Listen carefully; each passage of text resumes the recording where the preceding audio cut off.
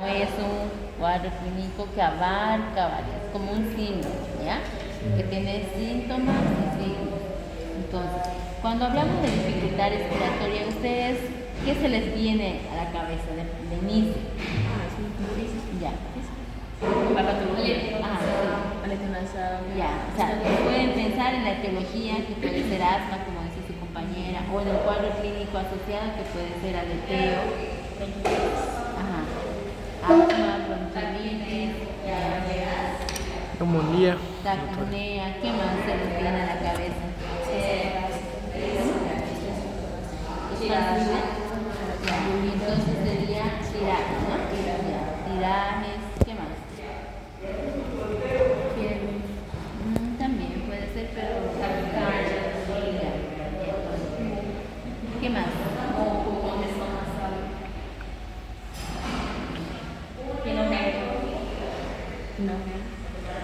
No tanto. Dificultad respiratoria, ¿no? Pero si bien, miren, hay dos patologías que pueden provocar dificultad respiratoria, en esas está el asma, que es lo último que hemos llevado, ¿cierto? Entonces, nosotros lo primero que tenemos que saber para ver cómo lo vamos a estabilizar a este paciente o cómo lo vamos a clasificar son los signos vitales, ¿cierto? ¿Qué hacemos con esos signos vitales? ¿Cuáles son?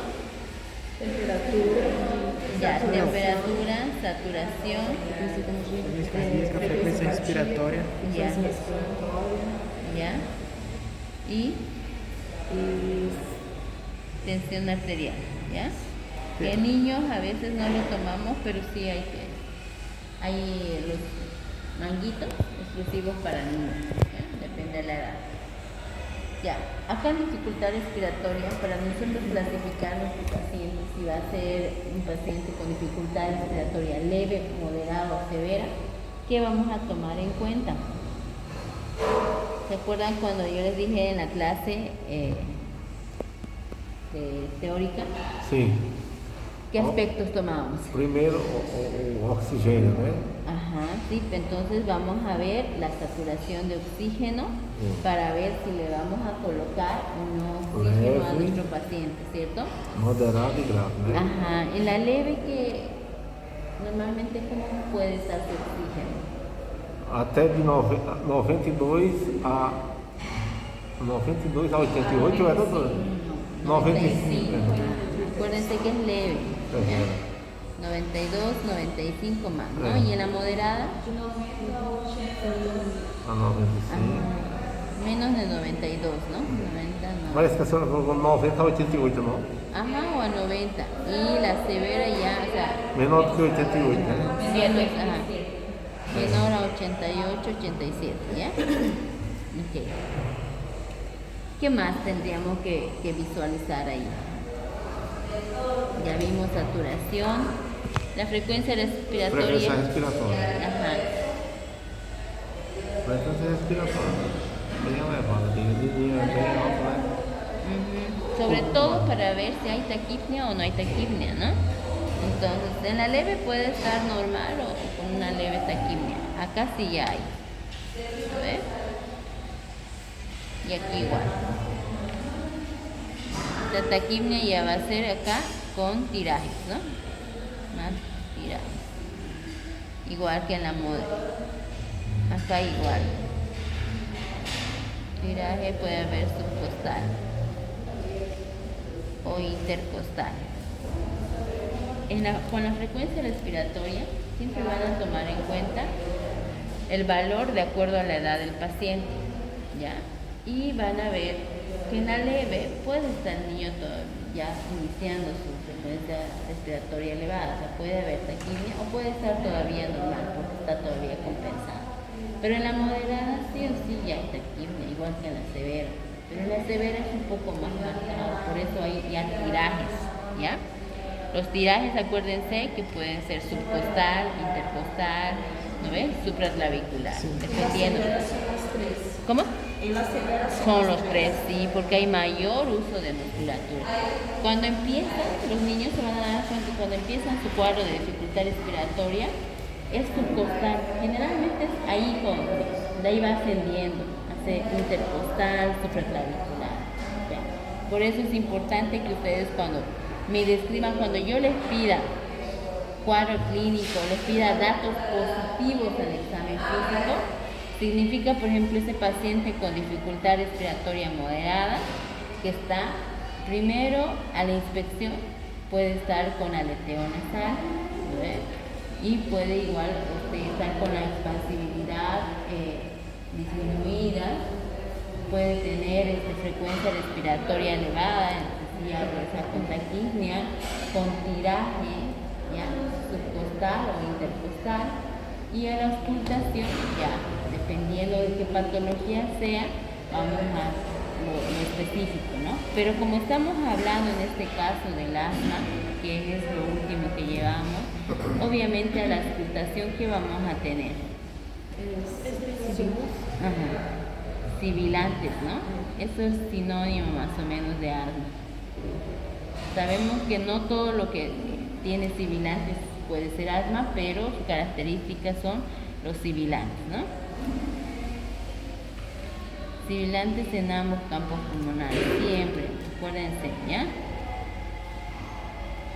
Dijimos que el asma, a diferencia de cualquier otra patología, por ejemplo de una neumonía o de un cuerpo extraño, que son a veces sibilantes unilaterales o solamente localizados, esto es bilateral, ¿ya?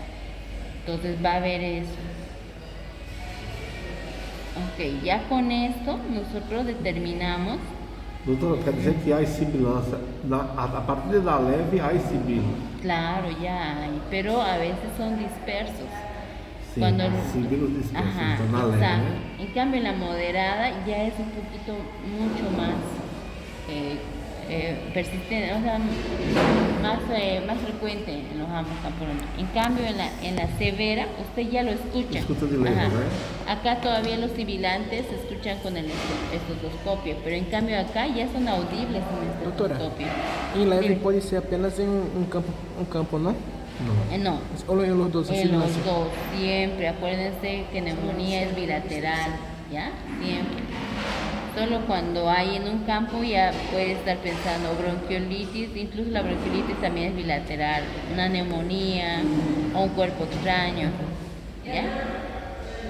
Entonces, acá, por ejemplo, los sibilantes ya son audibles. Sibilantes audibles sin estetoscopio.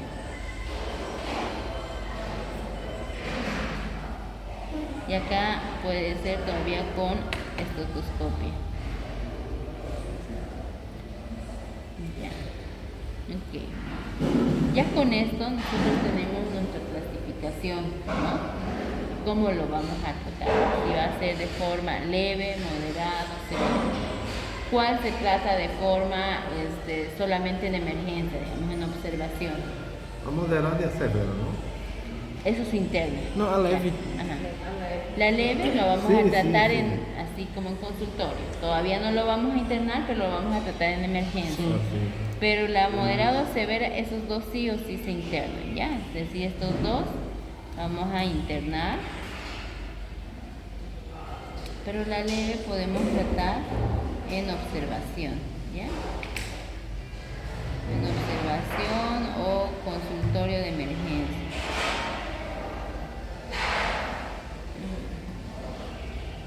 ¿En qué va a consistir ahora sí vamos a la conducta?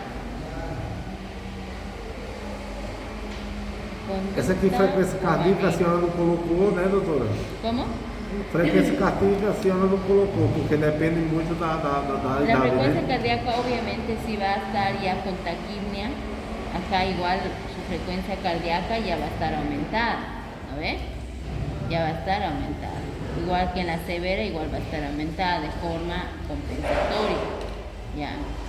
Y la temperatura es algo opcional. Generalmente en el asma no tendría que haber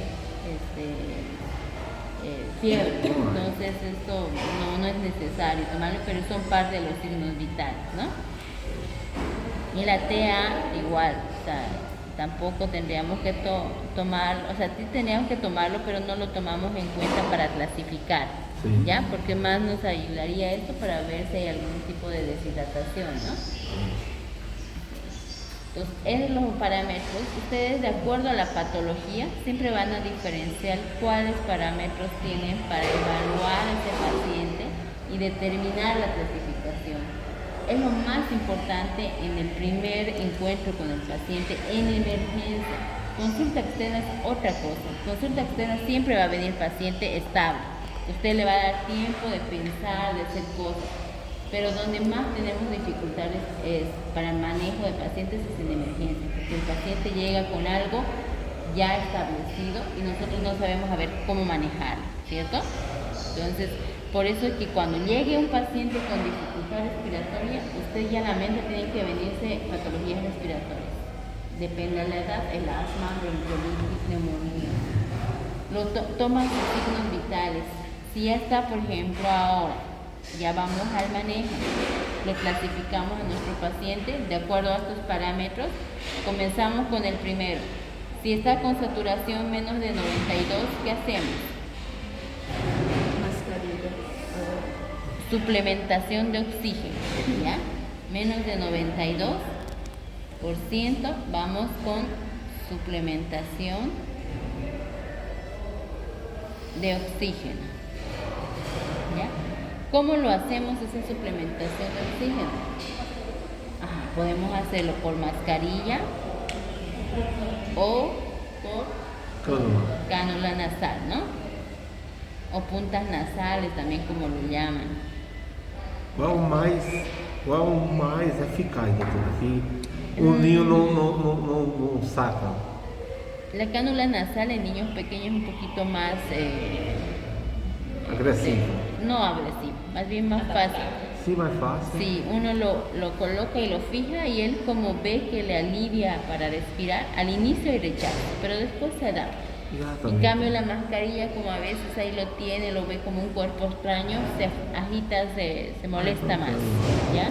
Eso depende a los niños, pero generalmente en niños pequeños utilizamos más cánula nasal que mascarilla. Acuérdense que la mascarilla, a veces si no es la pequeña, si no es la adaptada, tiene muchas zonas donde puede escapar el oxígeno, entonces no le estás dando el flujo adecuado, entonces no mides bien. Entonces, por eso la mascarilla es más en adultos o niños ya grandes. ¿Ya? Cánulas nasales donde más utilizamos la terapia. Y la cánula nasal, ¿a cuántas libras de oxígeno tenemos que darle? Uns 3 ou menos? Menos de 2. Menos de 2. ¿Ya? Menos de 3 es lo máximo. Tenemos que ya estar, para no querer pasar a intubarlo. Pero 2. 2 litros minuto, no caso. Sí, exacto. Cánula 2 libras o 2 litros minuto. Ya. ¿Y mascarilla? Lá tem Cinco, doutora, 15, cinco. né? ¿Cómo? Exacto, de 5 a 7 libras minuto. Por eso, ven qué tan importante es esto y es donde más se han equivocado en su examen práctico. La mayoría, cuando yo les he dado casos clínicos, no sé qué les tocó, pero cuando les di un caso clínico de neumonía con dificultad respiratoria y les pedí los datos positivos al examen físico, me tenían que justificar esto, su saturación. Ninguno me ha puesto saturación de oxígeno. Eso es parte del examen físico. Acuérdense, el examen físico es lo objetivo, es lo que uno examina y demuestra o encuentra en el paciente, ¿ya? No es algo que el paciente te dice. El paciente no va a venir y decirte, tengo saturación de 80. No te va a decir, ustedes tienen que hacer ese hallazgo, ¿cierto? Entonces, es parte del examen físico. Y ninguno me ha puesto, hasta ahora, para lo que ya he revisado, ninguno me ha colocado.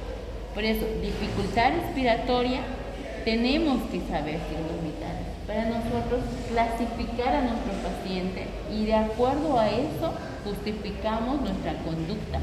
Todo es como algo muy correlacionado. Yo les doy el cuadro clínico, que es lo que hicimos en el caso clínico. Ustedes me dan su examen físico, unimos esas dos cosas, con eso llegamos a nuestro diagnóstico. Y de acuerdo al diagnóstico que ustedes me pongan, va su conducta. Si ustedes me colocan un examen físico que no va de acuerdo a su diagnóstico, se van a equivocar ustedes en su conducta y no va a estar algo que de repente el paciente no va a resolver. Ya. Por eso quiero que esa parte lo practiquen, forma ya espontánea que sea su manejo. Esa es la forma de cómo nosotros debemos abordar un paciente, que eso es lo que en la parte teórica la universidad no nos enseña.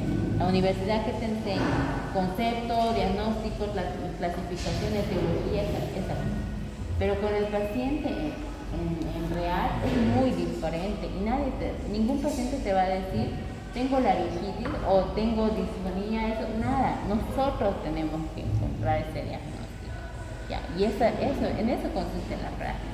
Por eso quise hacer esto del asma, no tanto de repente enfocado a asma como tal, sino a dificultad respiratoria para que se vayan dando cuenta cómo manejamos los pacientes. Y así sucede con cualquier otro abordaje. Por ejemplo, si tuviéramos fiebre acá, lo mismo. Por ejemplo, síndrome febril o fiebre nada más, ¿qué va a ser importante acá? La temperatura, ¿ves? Y de acuerdo a cuánto va a tener la temperatura, que igual había un caso clínico donde yo les decía que era una neumonía no grave, pero que tenía fiebre. Si tiene temperatura de 38, que yo les puse en el caso clínico, en su manejo sí o sí tenían que tratarme esa fiebre y no lo han colocado. O algunos lo colocaron vía oral y yo les dije muchas veces que podíamos utilizar la vía intramuscular. No necesariamente la endovenosa, sino la intramuscular es un efecto más. Acuérdense que los niños menores de 5 años tienen la susceptibilidad si están con fiebre, de realizar convulsiones febriles. Y eso es un daño cerebral. Cuando veamos convulsiones febriles, van a ver la importancia de manejar de forma adecuada la temperatura. A veces los subestimamos o no lo tomamos en cuenta, pero es muy importante. En pediatría es muy importante porque hay efectos que hacen, ¿no? ¿Ya? Ok, entonces hasta acá estamos bien. Entonces ya vamos a hacer nuestro abordaje, vamos viendo nuestros signos vitales y vamos ya poniendo nuestra conducta, ¿no? Ahora, si ese paciente estamos pensando que a la auscultación está con sibilantes, tiene tirajes, y hemos pensado que es un asma, que si en el asma hay broncoconstricción, ¿qué vamos a indicar con ese paciente? Broncodilatadores, ya. Ok, ahora, en cuanto a los broncodilatadores, mencionamos dos formas de uso, ¿cierto? En la teoría, ¿se acuerdan? ¿Cuáles eran? Con cámara. Con aerocámara, que son los inhaladores y los nebulizados, ¿ves? Ya, los inhaladores y la nebulización. Ok, ya. Ahora, acá es donde dijimos que hay esas dos formas, ¿no? Entonces, cualquiera que ustedes tengan en donde vayan a trabajar, pueden utilizarlo. Y acá vamos a empezar a hablar los ciclos del escape. ¿Ya? Entonces, como dijimos, vamos a primero hablar con los inhaladores. ¿Ya? Hoy me olvidé. Vamos a hablar con los inhaladores. ¿Todos conocen los inhaladores? ¿Sí? Ya. De todas maneras, la próxima clase yo voy a traer un inhalador para que veamos cuál es el manejo. Porque es importante que ustedes sepan cómo aplicarlo. Porque a veces si lo aplicamos de forma errónea, no hay buena respuesta. Por eso dicen, los inhaladores no sirven. O porque no hacen el efecto de broncodilatación, porque a veces hay fuga en la aerocámara, o hay mal manejo en el aerosol como tal, en el PAF. Hay mamás que incluso hasta con la tapita puesta le hacen los inhalaciones. Obviamente, ¿qué va a recibir el paciente? Nada. Errores tan simples hacen que a veces haya falla de tratamiento con los inhaladores. Entonces, ¿qué es lo que más manejamos de repente acá en la parte hospitalaria? Son las nebulizaciones. Vamos a comenzar con eso. Las nebulizaciones consisten igual en una terapia inhalatoria, pero tenemos de base un disolvente, que es la solución fisiológica. Por eso esta solución fisiológica no cambia en ningún tipo de de nebulización, lo que va a cambiar es la medicación asociada a eso, ¿ya? Entonces esa nebulización va a tener su solución fisiológica siempre, que podemos manejarlo desde 3 ml hasta 5 ml, dependiendo. Incluso actualmente se dice que mientras menos cantidad, mucho más rápido igual el efecto, porque a veces demora tanto y al final no se termina la preparación. ¿Ya?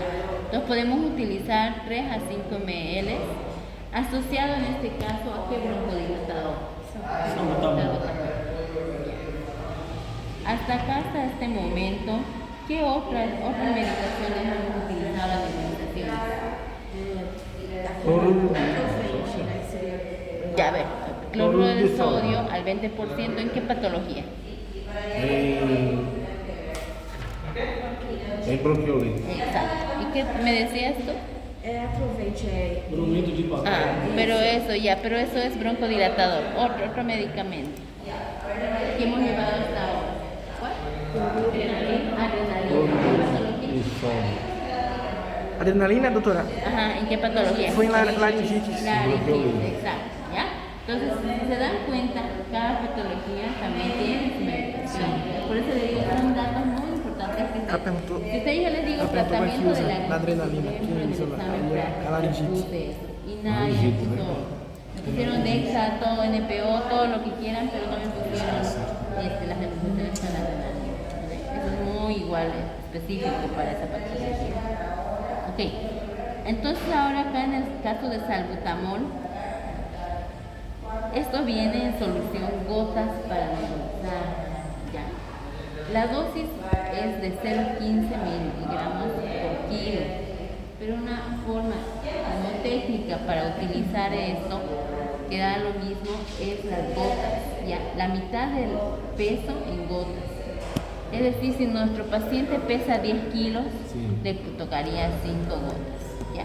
Entonces esto lo colocamos con gotas X, ¿ya? Hacemos esta preparación para qué tipo de asma. En crisis leve, moderado, severo. En las 3, ¿cierto? Pero acá en la leve vamos a hacer solo con salbutamol. ¿Y cuántos ciclos vamos a dar? ¿Cómo se dan los ciclos de rescate?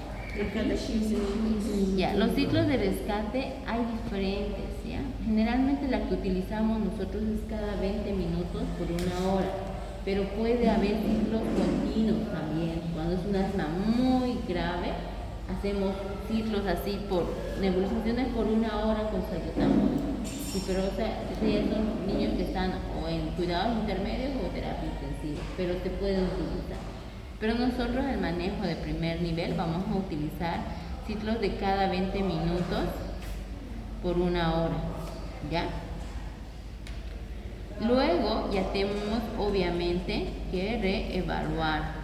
Generalmente si es una leve, ese paciente va a resolver dificultades respiratorias, va a estar ya mucho mejor, va a mantener de repente sus sibilantes, pero ya no con la dificultad respiratoria, ¿ya? Puede estar menos taquipneico, ya de repente el tiraje igual se dio, entonces con ese paciente, si ya lo valoramos a la hora, podemos mantenerlo sus nebulizaciones cada 6 o cada 8 horas, ¿ya? Pero y esto incluso de forma ambulatoria. ¿Y qué sería en qué caso? En la leve. Estamos hablando de la leve ahorita, ¿ya? Porque acuérdense que solamente en la leve dijimos que utilizamos broncodilatadores y todavía no utilizamos nada, ¿ves? Ni corticoides. Entonces, ahora, si fueran los inhaladores, el manejo importante es que siempre sea con aerocama. A diferencia del adulto, un niño, por ejemplo, pequeño de 3, 4 años, de repente no va a ser una buena inspiración y expiración. Todavía no reciben órdenes muy específicas, ¿cierto? En cambio, un adulto sí lo puede hacer. Por eso el adulto sí lo puede hacer directo con el inhalador, pero en el niño no. Entonces, se ha utilizado actualmente las aerocamas o los espaciadores de los médicos. son una mascarilla más un tubo con la entrada del inhalador. Por eso lo más importante si usted va a utilizar inhalador es que tenga su aerocámara, ¿ya? Su espaciador. Entonces, ¿cuántos puffs lo hacemos? De 1 a 2, né? De 2 a 3, 4. 4. De 2 a 4. 2 a 4 puffs. Igual hacemos acá cada 20 minutos por 1 hora y luego revaluamos.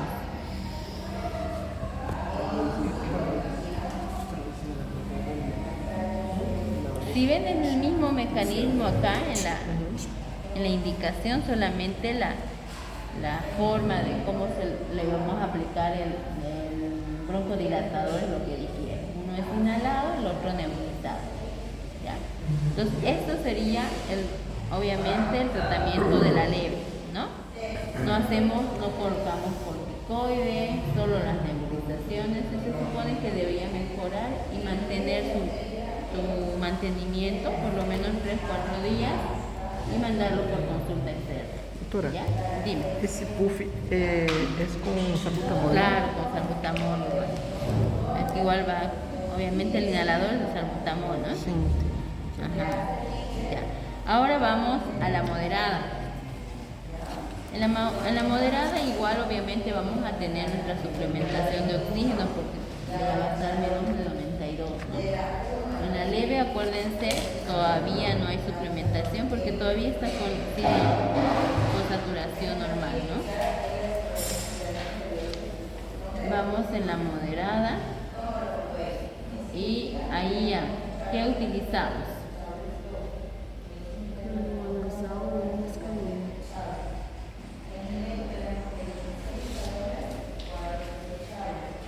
Acá ya hacemos suplementación de oxígeno, ¿no? Sí. Y obviamente ya utilizamos los broncodilatadores. ¿Cómo lo utilizamos? Con nebulización. Exactamente, lo mismo, es la misma forma, es igual que esto. Los inhaladores ya no serían de 2 a 4, ¿de cuánto serían? ¿Se acuerdan? 6 a 8. 6 a 8. ¿No ves? Entonces acá, broncodilatadores, inhaladores, de 6 a 8. Igual, puff, con su aerocámara, igual, cada 20 minutos por 1 hora y revaluar. Y si es ya con la parte de nebulización, igual, nos toca nuestra solución fisiológica más salbutamol. Igual, hacemos 1 cada 20 minutos por 1 hora y luego revaluar. Si se dan cuenta, la mayoría de los manejos en emergencia son dinámicos, no lo puedes dejar una indicación para un día entero, no es así, a diferencia de internación, ¿ya? Por eso tenemos que estar de forma constante, por eso en todo, incluso en deshidratación, ¿se acuerdan? Decía la hora, revaluar, a la hora, revaluar. Lo mismo acá, con la dificultad respiratoria, usted medica, pasa el tiempo, 1 o 2 horas, revalúa y vemos cómo está, ¿ya? Entonces, 1 cada 20 minutos y acá añadimos algo más. ¿Qué utilizamos? Os corticoides, doutora? Exactamente, corticoides. ¿Qué corticoides dijimos que podíamos utilizar? Hidro? No. Sí. Hidrocortisona si fuera endovenoso o si es que pensamos que de repente lo vamos a internar, ¿no? Si es que lo vemos más de moderada a severa. Ahora, si en caso piensan que va a resolver, digamos, con un STA, ¿cuál dijimos que podíamos utilizar? Dexametasona con dosis única, ¿no?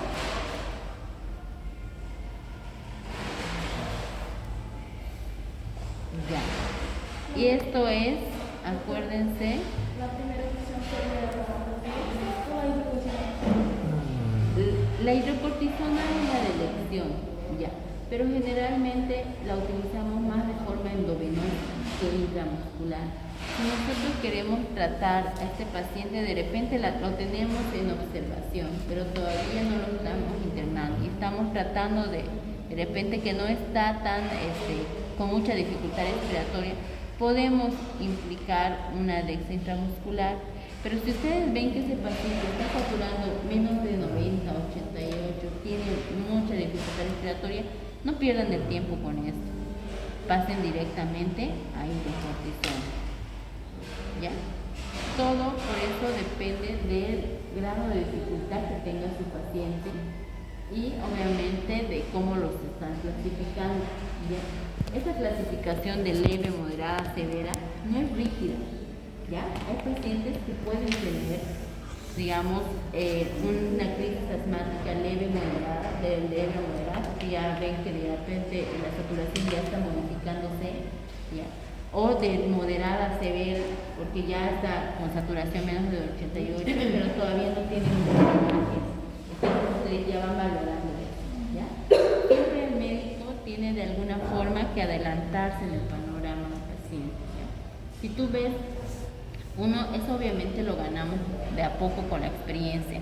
Uno ya va a saber cuando tú manejes un paciente cuándo de repente te va a resolver una dexa intramuscular. O a veces ya de entrada comenzamos con esa hidrocortisona. Entonces la hidrocortisona endovenosa, ¿cuánto es la dosis? ¿Cuánto? Acuérdense que la hidrocortisona siempre la manejamos con dosis de ataque y dosis de mantenimiento, ¿cierto? Ajá. Exacto. Dosis de ataque de 5 a 10 miligramos por kilo, ¿no ves? Y la dosis de mantenimiento de 5 a 5. Exacto. Entonces, si ese paciente ya nosotros lo estamos tratando de forma endovenosa, obviamente está internado. Esto solo les estoy dando el tratamiento específico. Ahí obviamente ya tienen que ponerme sus indicaciones médicas en el PO, ya posición semipoles, crisis de mantenimiento, todo. Yo me estoy ahorita enfocando solo en el tratamiento específico, ¿ya? Para que no se vayan confundiendo. Okay. Entonces, si es hidrocortisona, le vamos a colocar sus dosis de ataque y luego la dosis de mantenimiento. La dosis de mantenimiento, ¿cada cuánto colocamos?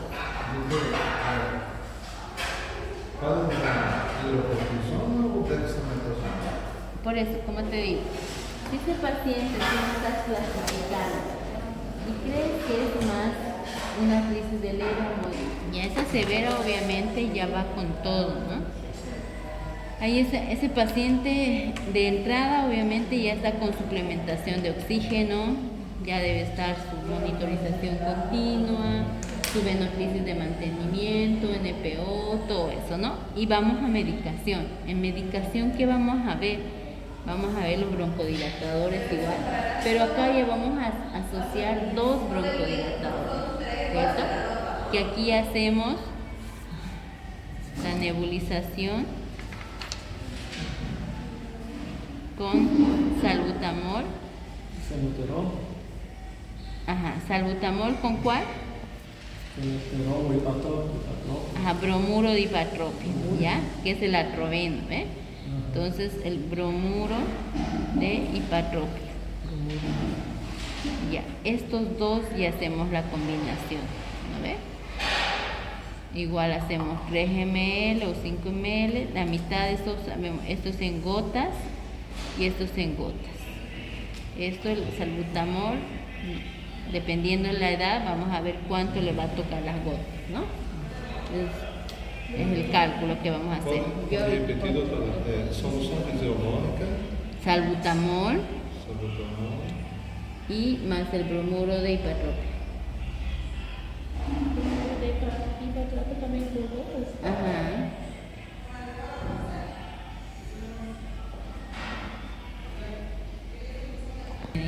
Igual hacemos el mismo ciclo cada 20 minutos por 1 hora y luego reevaluar. Y acá el otro pilar del tratamiento es su corticoide, ¿no? El corticoide, ¿cuál sería? Hidro. Ahí no hay que pensar, ¿no? Hidrocortisona. Exacto. Igual a la misma dosis de lo que ya dijimos. Mesmo como de La ataque. misma, exacto. Primero ataque, luego dejamos mantenimiento. Todo el valor va a depender del peso del paciente, ¿no? Pero es el mismo cálculo. ¿Qué vamos a hacer? ¿Qué es lo que ahora nos falta acá? El salbutamol, yo les había dicho que como recurso mnemotécnico es mejor calcularlo a la mitad del peso, ¿no? Ahora, en el bromuro de hipertrofio es como multiplicarlo por 3. ¿Ya? Por ejemplo, si su paciente pesa, en ambos la dosis máxima es, en pediatría, por lo menos son 20 gotas de salbutamol. Así su paciente pesa 45, serían 22 gotas, ¿ves? Que usted lo deja en 20, ¿ya? Esa es la dosis máxima, que Entonces, equivale a esos 5 miligramos. Tem que poner salbutamol e uma uromona. Exactamente, con la solución fisiológica. Y también en los inhaladores viene salbutamol más bromuro de hipertrofio. Viene combinado. Viene combinado. En inhaladores viene salbutamol solo, viene bromuro de hipertrofio solo, viene combinación de salbutamol más bromuro de hipertrofio, viene combinado salbutamol más fluticasona, que es un corticoide, pero ya de manejo ambulatorio y de mantenimiento. Ese es un corticoide de depósito lento. Entonces eso es más para mantenimiento. Pero para crisis, esto es lo que manejamos. Y vienen los inhaladores así tal cual. ¿Ya? Hay algunos que incluso ya no viene el salbutamol, sino el salmeterol, que es un poquito más efectivo y menos taquicárdico todavía que el salbutamol. O sea, en la parte de línea farmacéutica van a encontrar un montón con todas estas combinaciones. Incluso viene salbutamol más betlometasona. Después viene otra que es el salbutamol más fluticasona, también viene. Y ahí con varios esteroides, ¿ya? O sea que van a encontrar, no va a ser necesario que ustedes, tanto en la forma inhalatoria como en nebulizaciones, pueden hacer las dos terapias, siempre y cuando tengan el insumo, el medicamento, ¿ya? Doutora, esse bromuro de hipertrófio é o peso multiplicado por 3 e metade das gotas, é isso? No. Por ejemplo, tu paciente pesa 10 kilos, por 3 sería 30, pero igual el máximo de las gotas va a ser 20, ¿ya? 20 gotitas igual. Ajá. Por 3, mas a dose máxima sería 20. Sí, igual no importa cuánto pesa. Pero donde más calculamos eso y donde evitamos sobrepasarnos es en niños pequeños. Por ejemplo, cuando pesan 7 kilos, 8, ahí. ¿Ya? Entonces, ok. Hasta acá, ya después obviamente si es una severa que ya está complicándose, le dije el manejo del sulfato de magnesio, ¿cierto? Pero ya eso es más de terapia intensiva, no lo vamos a calcular nosotros, ¿ya? Entonces, ¿hasta acá tienen alguna duda? ¿No? Ya, vamos a hacer un caso clínico, rapidito. ¿Cuánto nos falta? 20 minutos. Ya, entonces nos da chance. Anoten.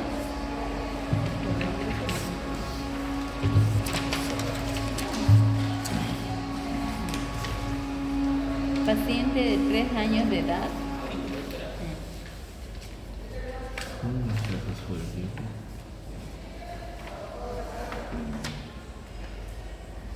Paciente. 3 años de edad, con antecedente de alergia, acude a emergencia con dificultad respiratoria.